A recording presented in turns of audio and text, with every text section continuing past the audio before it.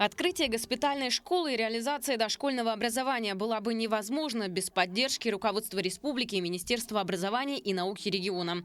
Для тяжелобольных детей Якутии созданы все условия для получения качественного образования.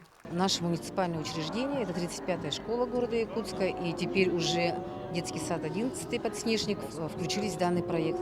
И на открытии сейчас мы увидели, насколько нужно детям обязательно заниматься образованием, начиная от 1,5 лет и, конечно же, и более старшими детьми.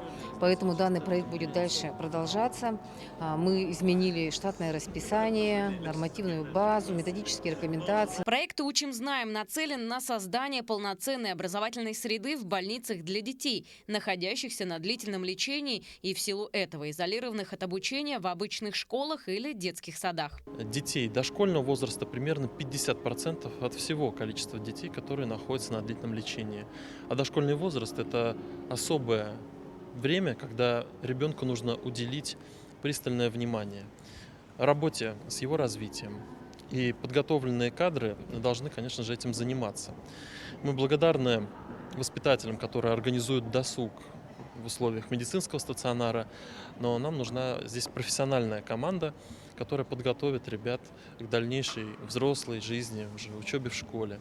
Все специалисты проходят обучение по программе профессиональной переподготовки с присвоением квалификации тьютор, специалист в области сопровождения детей, находящихся на длительном лечении, при получении образования в медицинском стационаре. Стоит отметить, что организаторы проекта в нашем регионе расширили программу. А еще у нас будет новое направление именно с учетом родного языка этих детей, расширять этот проект. Сегодня очень хорошо восприняли этот проект. Проект координирует Институт новых технологий Министерства образования и науки Республики Саха-Якутия, городское управление образованием. Ну и очень хорошо, что непосредственно и медики, и педагоги, и воспитатели, да, они все реализуют данный проект.